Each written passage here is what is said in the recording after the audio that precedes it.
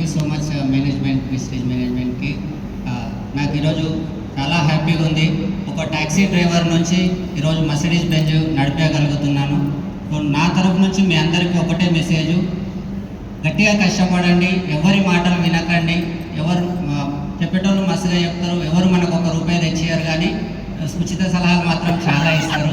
వాళ్ళ మాటలు నమ్మకండి. మిమ్మల్ని వెస్టీజ్లోకి ఎవరైతే తీసుకొచ్చారో వాళ్ళ చేయి పట్టుకోండి. మాలాగా మీరు కూడా విఎంసీఎం కావచ్చు. సో నాకు చాలా గర్వంగా అనిపిస్తుంది. ఒక ట్యాక్సీ డ్రైవర్ నుంచి నేను ₹1,00,00,000 వరకు కార్లు కొనుక్కోగలిగాను. అంటే బెంజ్ కారు, WRV కారు, మొన్న రీసెంట్గా తీసుకున్న ఇంకో కారు టైగూన్ కారు.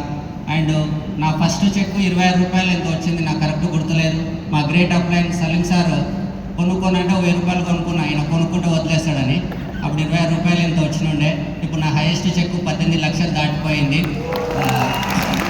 అండ్ ఒకప్పుడు కష్టాలుండి ఇల్లు అమ్ముకున్న. హైటెక్ సిటీలో మా ఇల్లు ఉంటుండే, కానీ ఈరోజు నాకు హైదరాబాద్ చుట్టుపక్కల 4-5 ఫ్లాట్లు ఉన్నాయి. నాకు చాలా హ్యాపీ అనిపిస్తుంది. ఇల్లు లేదు కానీ బెంజ్ కారు ఉంది నా తను. ఇల్లు నిమ్మలంగా చేయడం తొందరేముంది అనిపిస్తుంది. సో మా భార్య కూడా చాలా బంగారం కొనిచ్చాను. సో నేను మీకు ఒక స్టోరీ చెప్తాను, ఆ స్టోరీ చెప్పి క్లోజ్ చేస్తాను. ఒక వ్యక్తి అంట నడుచుకుంటూ స్వర్గంలోకి వెళ్ళిండంట. నాకు ఫేవరెట్ స్టోరీ ఇది. నడుచుకుంటూ స్వర్గంలోకి వెళ్ళిండు. స్వర్గంకి వెళ్ళాలంటే నడుచుకుంటూ వెళ్తారా, చనిపోతే వెళ్తారా? హలో, నడుచుకుంటూ వెళ్తే పోతారా, చనిపోతే వెళ్తారా? చనిపోతే. మీరు ఎప్పుడైనా వెళ్ళిండ్రా? మరి చనిపోతే అంటున్నారు, నో ప్రాబ్లం. అయితే ఆయన స్వర్గంలోకి వెళ్ళిండంట. వెళ్తే తర్వాత ఆయనకు తెలియదు ఇది స్వర్గం అని. అక్కడికి వెళ్ళిన తర్వాత ఒక పెద్ద చెట్టు ఉంటే ఆ చెట్టు కింద కూర్చున్నాడు. అయ్యో, నేను నడిచిపోయి బాగా అలసిపోయి వచ్చాను, కొంచెం ఆకలి అవుతుంది అన్నాగానే అది స్వర్గం కదా మనసులో అనుకోగానే అక్కడ ప్రత్యక్షమైందంట. పంచభక్ష పరమాన్నాలు వచ్చినాయంట. అట్లా చూసి అరే తినేసిండు. తినగానే చాలా అలసిపోయిండు కదా, తినగానే ఏమొస్తుంది? నిద్ర. అందరికి అలవాటైన పని. ఆయన కూడా నిద్ర వచ్చింది. అబ్బా నిద్ర వస్తుంది అని ఇట్లా చూసే లోపల మంచి పరుపు వచ్చిందంట.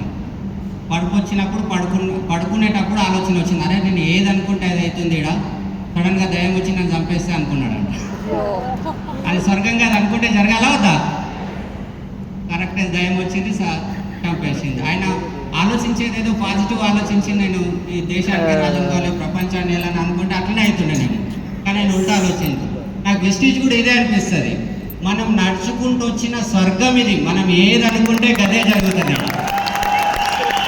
ఇది మనం ఆల్రెడీ ఇక్కడ స్వర్గంలోనే ఉన్నాం. మనం ఏది ఆలోచన చేస్తే గదే అవుతుంది. అయితే నా వెస్టీజ్ అంటే కాదంటే కాదు. నన్ను చైతన్య అంటే అవుతుంది. నేను ఏదైనా సాధిస్తా అంటే సాధిస్తా. మీరు కూడా సాధించవచ్చు. Thank you so much.